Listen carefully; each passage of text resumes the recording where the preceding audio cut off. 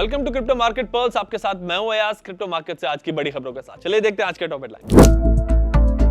Bitcoin $60,000 की range में, market में कंसोलिडेशन जारी। यूरोपियन यूनियन में नए माइका क्रिप्टो रूल्स 1 जुलाई से होंगे लागू। जर्मनी ने सबसे ज्यादा 57 क्रिप्टो सर्विस प्रोवाइडर्स को दिया लाइसेंस। जापान में बढ़ रहा corporate crypto adoption. 14 public companies hold करती है 46,000 से ज्यादा बिटकॉइन। यूएस फेड ने स्टेबल कॉइन इशूअर्स के लिए जारी किए नए रूल्स। बिटकॉइन इस वक्त $60,000 के आसपास ट्रेड कर रहा है और पिछले 4 दिनों से इसी रेंज में $58,000 से $60,000 के बीच कंसोलिडेट कर रहा है। आज जून का महीना खत्म हो रहा है और इस महीने में जियोपॉलिटिकल टेंशंस और मैक्रो इकोनॉमिक अनसर्टेनिटीज की वजह से बिटकॉइन में करीब 17% की गिरावट देखने को मिली है। वैसे अब लोअर लेवल्स पर बाइंग इंटरेस्ट नजर आने लगा है। लगातार 7 ट्रेडिंग सेशंस के आउटफ्लोज के बाद यूएस स्पॉट बिटकॉइन ईटीएफ में दोबारा करीब $70 मिलियन के नेट आउटफ्लो रिकॉर्ड हुए। डेरिवेटिव साइड पर पिछले 24 घंटों में बिटकॉइन में करीब $303 मिलियन की लिक्विडेशंस हुई हैं। यूरोपियन यूनियन के माइका क्रिप्टो रेगुलेशन के नए रूल्स 1 जुलाई से लागू हो रहे हैं। इस फ्रेमवर्क के अंदर जर्मनी ने सबसे ज्यादा 57 क्रिप्टो सर्विस प्रोवाइडर्स को लाइसेंस दिया है, जो टोटल लाइसेंसेस का करीब 23% है। फ्रांस और नेदरलैंड्स ने 26 सर्विस प्रोवाइडर्स को अप्रूवल्स दिए।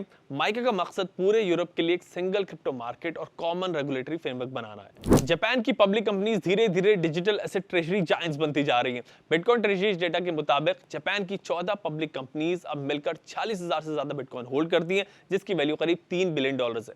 मेटा प्लैनेट ने बिटकॉइन ट्रेजरी स्ट्रेटजी अपनाई है। नेक्सन, रेमिक्स पॉइंट और कॉन्वेनो जैसी कंपनीज ने भी डिजिटल एसेट्स में अपना एक्सपोजर बढ़ाया है। यूएस फेडरल रिजर्व ने पेमेंट स्टेबल कॉइन इशूअर्स के लिए नए कस्टमर आइडेंटिफिकेशन यानी कि केवाईसी रूल्स प्रपोज किए।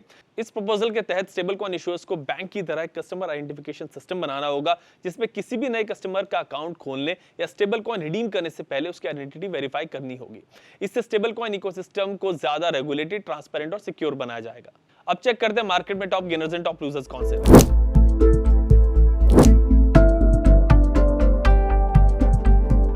बारी है resistance and support levels. Bitcoin का रेजिस्टेंस लेवल है $61,000 से $62,000 के बीच और सपोर्ट जोन है $58,000 से $59,000 के बीच। इथेरियम का रेजिस्टेंस जोन है $1650 से $1690 के बीच और सपोर्ट जोन है $1550 से $1575 के बीच। बीएनबी का रेजिस्टेंस जोन है $564 से $570 के बीच और सपोर्ट जोन है $546 से $550 के बीच। सोलाना का रेजिस्टेंस जोन है $77 से $78 के बीच और सपोर्ट जोन है $70 से $71 के बीच। एक्सआरपी का रेजिस्टेंस जोन है $1.07 से $1.08 के बीच और सपोर्ट जोन है $1.02 से $1.03 के बीच। फिलहाल बिटकॉइन $60,000 के आसपास अपने सपोर्ट जोन को होल्ड किए हुए, लेकिन ओवरऑल मार्केट अभी भी प्रेशर में है क्योंकि बिटकॉइन पिछले हफ्ते अपने 200 वीक मूविंग एवरेज के नीचे क्लोज हुआ है, जो एक बेरिश सिग्नल है।